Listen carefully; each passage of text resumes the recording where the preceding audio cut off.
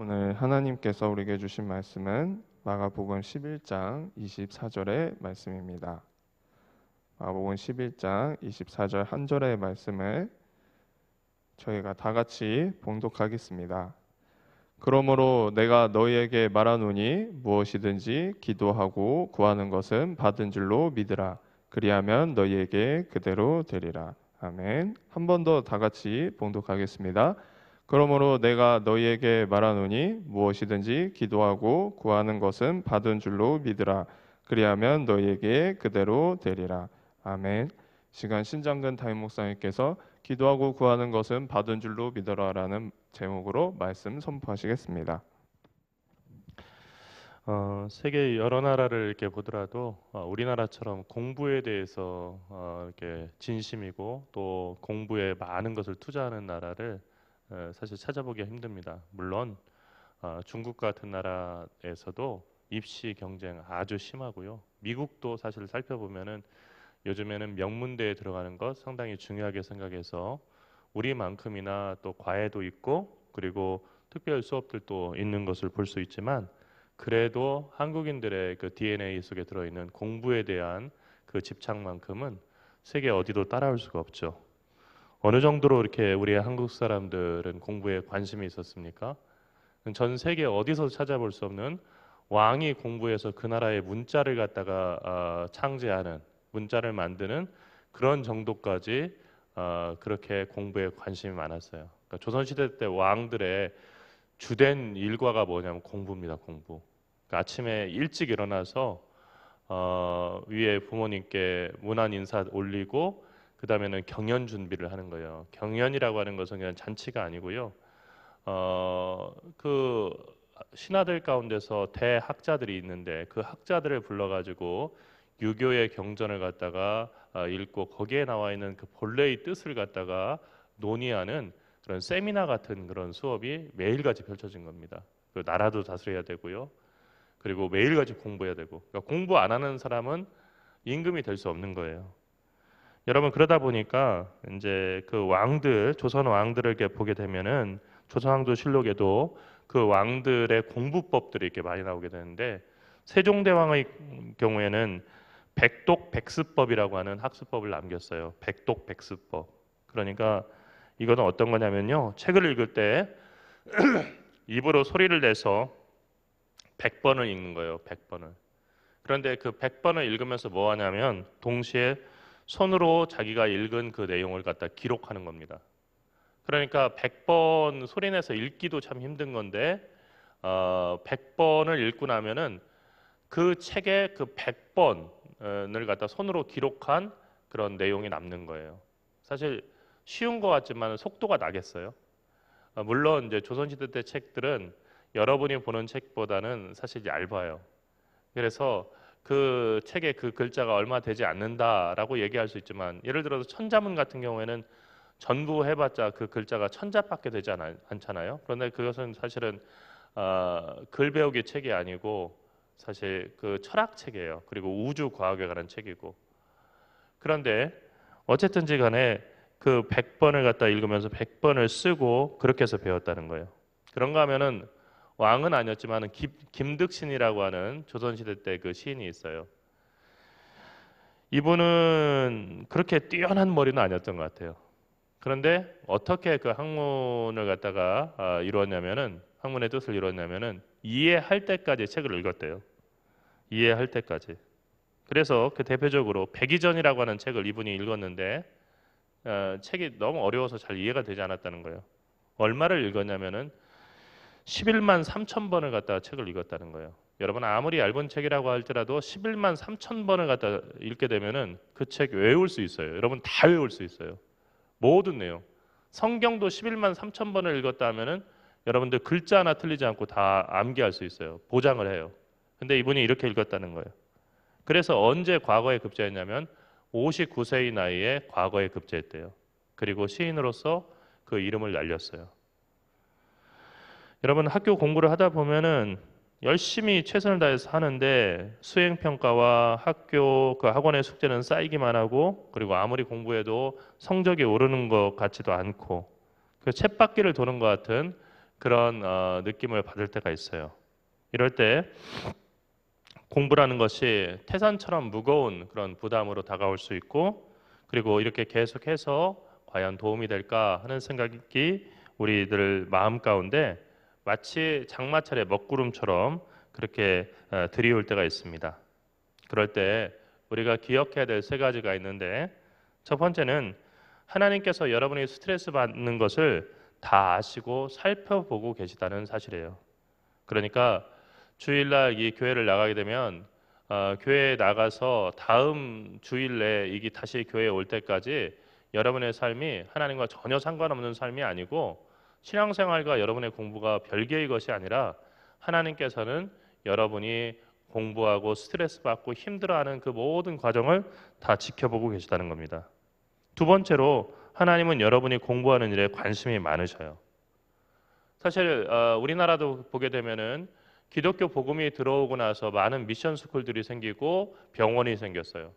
항상 그 기독교 복음이 들어가는 곳에는 학교가 생겨서 어린 아이들부터 대학생들까지 공부를 할 수 있는 그런 그 교육 시스템이 세워지는 역사가 기독교 2000년 역사 가운데 있었습니다. 배운다는 것은 매우 중요한 일이에요.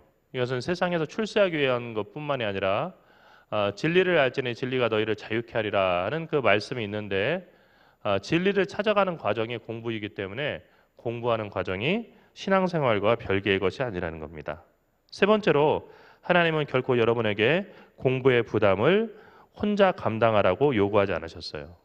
이 모든 것을 어디서 알 수 있냐면 오늘 읽은 말씀에서 알 수 있습니다. 그러므로 내가 너희에게 말하노니 무엇이든지 기도하고 구하는 것은 받은 줄로 믿으라. 그리하면 너희에게 그대로 되리라. 그러니까 여러분이 기도하고 구하는 것, 그것이 어떤 것이든지 간에 받은 줄로 믿게 되면은 그것은 바로 여러분에게 그대로 성취되고 그대로 주어진다는 겁니다. 왜 그렇게 될까? 그것은 하나님께서 주일날 교회에만 계시는 잭 인 더 박스의 하나님이 아니고 여러분의 학원과 학교, 여러분의 가정에도 함께 하시고 여러분과 항상 가까이 계시면서 여러분의 마음속의 고민과 걱정과 염려를 알고, 그리고 여러분들의 그 간절한 바람에 응답하시는 하나님이시기 때문이에요. 그렇기 때문에 여러분들 공부를 하면서 스트레스를 받을 때 카페인이나 아니면 스마트폰에 의지할 것이 아니라 잠시 멈추고 아무리 바쁘더라도 기도하는 그런 시간을 가져야 돼요. 여러분 독일에 가보면요, 이 아우토반이라고 하는 그 도로가 있죠. 아우토반이라고 하는 도로는 속도 무제한 그 도로로 알려져 있어요. 하지만 요즘에는 이제 너무 과속을 하니까 거기서도 속도 제한을 어느 정도 구간 둔다고 해요. 왜냐하면 큰 사고가 나니까 뭐 300 시속 300으로도 휙휙 달리고 그런 차들이 있고 하니까. 그런데 이 아우토반에 뭐 사실은 우리처럼 뭐 휴게실 같은 게 없는데 중간중간 이렇게 작은 건물이 있다는 얘기를 들었어요. 저는 뭐 독일에 가서 아우토반 봤는데 그 건물은 못 봤는데 우리 그 영혼을 위한 뭐 101가지 이야기 그라고 하는 그 책을 보니까 그런 내용이 나왔어요. 작은 건물이 있다는 거예요. 근데 그 작은 건물은 휴게실도 아니고 화장실도 아니고 어떤 거냐면 기도하는 그런 건물이라는 거예요. 기도하는 기도처.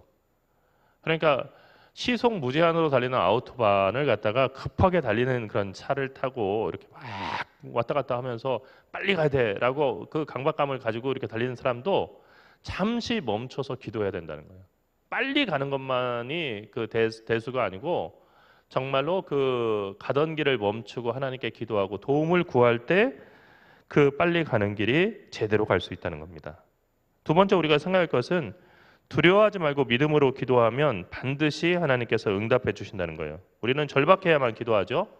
그런데 기도는 자판기가 아니에요. 그러니까 무슨 얘기냐면은 그냥 아무런 확신 없이 돈만 넣으면은 저절로 그냥 우리가 원하는 음료수 그리고 과자 그런 것들을 토해 놓는 그 자판기가 아니고 반드시 기도에는 믿음이라고 하는 것이 동반돼야 된다는 거예요.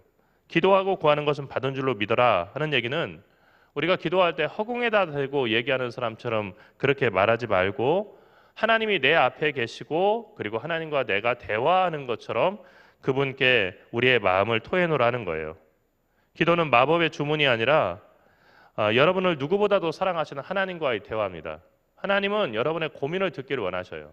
왜냐하면 하나님은 그냥 고민만 듣고 나도 힘든데 너도 힘들구나 라고 하는 여러분의 친구들과 같은 또래와 같은 그런 그냥 공감에서 끝나는 분이 아니고 여러분을 도우실 수 있는 분이기 때문이에요. 여러분 사자성어 가운데 줄탁동시라고 하는 말이 있어요. 줄탁동시. 이 줄탁동시라고 하는 것은 그 병아리가 알을 깨고 나오는 그때 일어나는 일을 얘기하는 거예요. 동시라고 하는 것은 동시에 일어난다. 같을 동 떼시자니까 동시에 일어난다는 거예요. 뭐가 일어나냐면요. 줄과 탁이 동시에 일어난다는 거예요. 줄이라고 하는 것은 뭐냐면요. 병아리가 껍질 안에서 그 작은 부리를 가지고 톡톡톡톡 그 쪼는 거를 얘기하는 거예요. 그리고 탁이라고 하는 것은요. 어미 닭이 큰 부리를 가지고 바깥에서 툭툭툭 하고 쳐주는 거예요. 근데 어미 닭이 언제 툭툭 쳐주냐면요. 멀쩡하게 그 닭이 있는데 그 병아리가 그 멀쩡하게 있는데 아직 준비가 안 됐는데 그냥 바깥에서 쪼면 어떻게 되냐면 이 병아리는 그 밖에 나와도 제대로 살지 못해요. 준비가 됐을 때 어미 닭은 탁 해주는 거예요. 탁 하고 이렇게 세게 쳐주는 거예요. 언제 그렇게 됩니까? 안에서 톡톡톡톡톡 하고 아주 연약하지만 작은 소리로 자기가 그 자기 부리로 껍질을 깨고 나오려고 하는 그런 시도들이 있을 때 어미닭이 결정적으로 한번 톡 하고 쳐주는 거예요. 그렇게 되면 우리가 잘 아는 것처럼 그 껍질이 쫙 하고 벌어지면서 깨지고 거기에서 껍질을 뒤집어 쓴 그런 그 병아리가 나와서 돌아다니는 겁니다. 하나님도 그렇게 하시는 거예요. 그러니까 우리가 가만히 앉아 있으면서 산속에 들어가서 기도원이나 아니면은 산속에 암자에 앉아서 하나님 저 공부 잘하게 해주세요. 공부 잘하게 해주세요. 만 계속 기도해요. 1년 365일 아무것도 안 하고 그 기도해요. 믿음의 사람 같잖아요. 그런데 그 사람에게는 아무 열매도 이루어질 수 없어요. 왜냐하면 하나님은 기도하는 그 사람이 자기의 삶 가운데서 최선을 다해서 노력하기를 원하시는 거예요. 그때 하나님의 그 열매가 그 사람의 삶 가운데 있는 거예요. 여러분, 농부는요 하나님께 기도하면서 씨를 뿌립니다. 그리고 나가서 물도 주고요. 그리고 잡초도 제거해요. 그렇기 때문에 농부의 밭에는 열매가 열리는 거예요. 그런데 만일 이 농부가 하나님께 기도하는 거 기도하면 모든 거 다 해준다고 했으니까 나는 올 봄에는 씨도 뿌리지 않을 거야. 하나님이 알아서 해주시겠지. 그리고 정말 그 논에 가서 그 물꼬를 내고 그 물을 갖다가 거의 대는 그 힘든 일 내가 하지 않을 거야. 하나님께서 다 해주시겠지. 나는 다만 올해는 365일 기도만 하고 살 거야. 하면은 이 농부는 어떻게 되냐면요. 굶어 죽게 돼 있어요. 하나님이 일하시지 않으시는 거예요? 성실하지 않으신 거예요? 하나님 무능한 거예요? 아니에요. 하나님께서는 정말로 이 농부를 사랑하시고 농부를 지켜주시지만은 이 농부가 세상을 살아가는 동안 꼭 필요한 자연의 질서를 이미 세워놓으셨어요. 그 자연의 질서는 어떤 거예요? 그것은 봄이 되면 씨를 뿌리고 그리고 그 씨가 자라서 싹이 나고 하면은 그 싹이 잘 자랄 수 있도록 돌봐주는 그 일을 하게 하신 거예요. 공부도 마찬가지예요. 여러분 하나님은 여러분을 사랑하시고 여러분의 앞길을 평안으로 인도하기를 원하셔요. 그런데 우리가 살아가는 세상은 어떠냐면요. 2000년 전 그 조상들이 살던 시대와는 너무 다른 그런 세상이에요. 정보가 넘쳐나죠. 이미 20세기 말에 21세기는 정보의 홍수가 올 것이라고 엘빈 토플러라고 하는 미국의 석학은 얘기한 바가 있어요. 그러니까 우리가 알고 있는 건 너무나 많아요. 어느 정도로 그 지식이 폭발하냐면요. 인류가 시작하고 나서 지금까지 출판된 그리고 내놓은 지적인 그 자산들, 책, 미디어, 뭐 모든 것들이 딱 2배가 되는데 걸리는 시간이 1년밖에 되지 않아요. 점점 짧아지고 있어요. 왜 그렇죠? AI 그 기술이 발달되면서 이건 더 짧아지고 있어요. 요즘에 여러분 자기가 필요한 내용들을 이렇게 이야기하면요, AI가 영화를 만들기도 하잖아요. 그리고 책을 써주기도 해요. 기초적인 책을.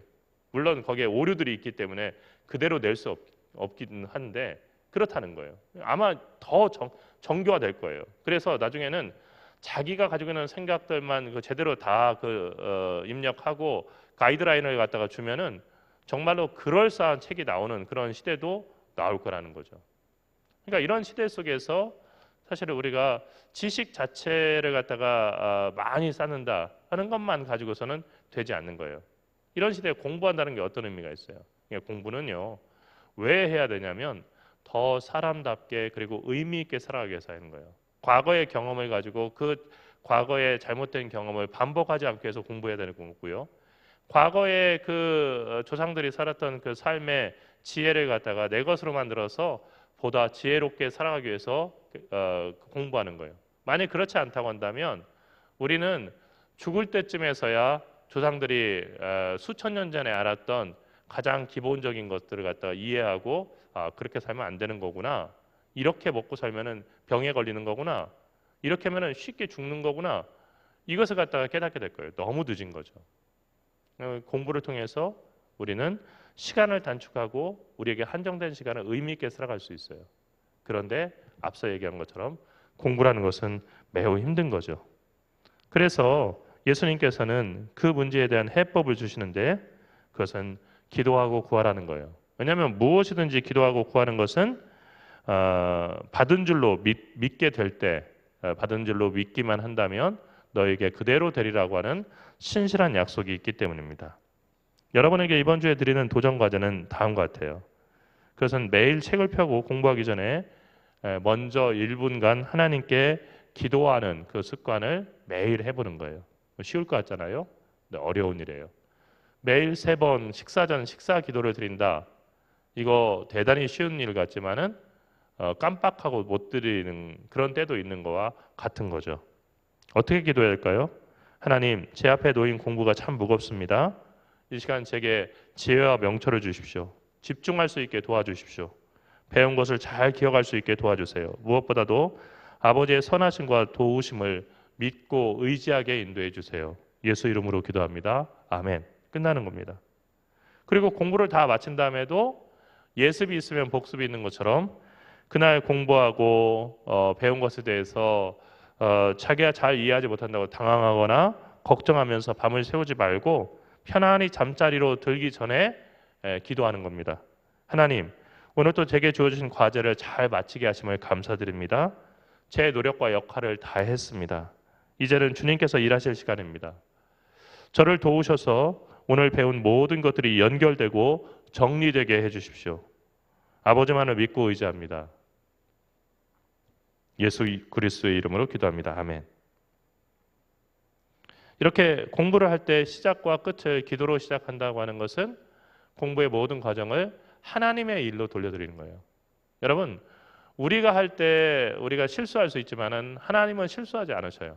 그러니까 하나님의 일이 돼버리면은 우리의 공부를 통해서 필요한 모든 것을 하나님께서 공급해 주신다는 겁니다. 오늘 우리가 읽은 마가복음 11장 24절의 말씀은 마술의 주문이 아니라 초대장입니다. 그것은 공부의 그 스트레스가 아무리 커도 하나님을 온전히 믿고 의지하라고 하는 초대장입니다. 그렇게 하면은 좋을 수도 있다라고 하는 덕담 차원의 얘기가 아니라 거기에는 보증이 돼 있는 그런 약속이에요. 그렇게 하나님을 온전히 믿고 의지하고 받은 줄로 믿고 그렇게 하나님의 약속의 성취를 기다리게 되면은 구하고 또 기도한 모든 것이 그대로 되리라고 하는 약속이 여기에 있습니다. 주님께서 지혜와 명철을 주시고 여러분을 도우실 것이다 하는 얘기입니다. 그러므로 여러분의 공부와 시험, 이거는 여러분의 신앙생활과 별개의 것이 아니에요.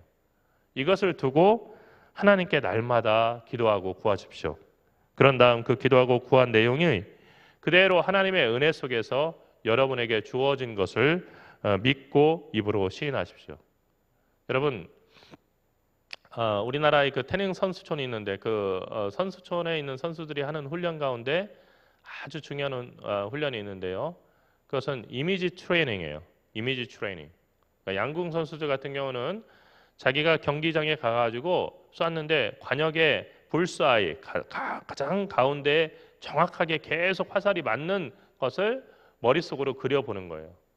여러분, 머릿속으로 그리는 것이 근육의 발달에 무슨 도움이 되며 또 머릿속으로 그리는 것이 실제로 그 선수가 활을 잘 쏘는 것과 무슨 상관이 있겠는가라고 생각할 수 있지만 사실은 이미 스포츠 세계 속에서 스포츠 과학에서 스포츠 심리학에서 이미 검증되고 이제 적용되고 있는 그 사실은 사람이 마음속에 그리는 것 이상으로 사람이 성취할 수 없다는 거예요.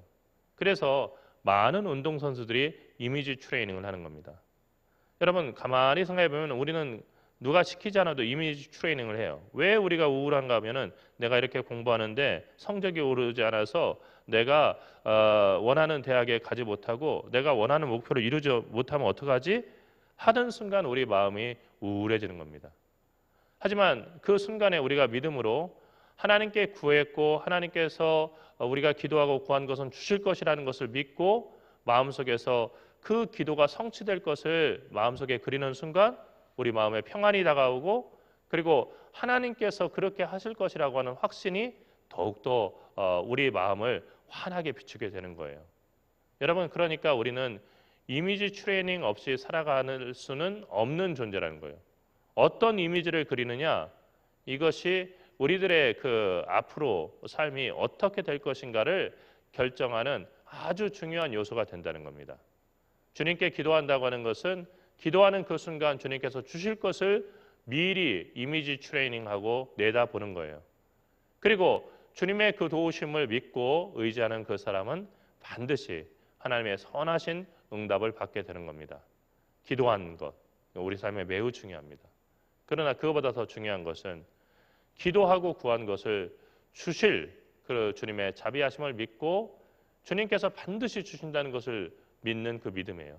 그 믿음이 있을 때 그리고 기도가 있을 때 우리들의 노력이 하나님의 도우심과 함께 합쳐져서 줄탁 동시하는 그런 일들이 우리의 삶 가운데 있을 겁니다. 이번 일주일 동안도 하나님께서 여러분을 도우시고 또 여러분에게 지혜와 명철 주시기를 간절히 축원합니다. 기도하겠습니다. 사랑하시는 주님 은혜와 사랑을 감사합니다. 사랑하는 주님의 자녀들 배우고 익히는 이 공부의 과정 속에서 지치고 힘들 때 하늘을 향해서 고개를 들고 기도할 때 주님께서 그 기도를 들으시고 응답하여 주시옵시며 좌절과 낙심 대신 하나님께서 주시는 희망과 그리고 소망을 가지고 그리고 주님의 약속에 대한 굳은 신뢰를 가지고 이길 수 있도록 인도하여 주시옵소서. 사랑하신 예수 그리스도의 이름으로 간절히 기도드리옵나이다.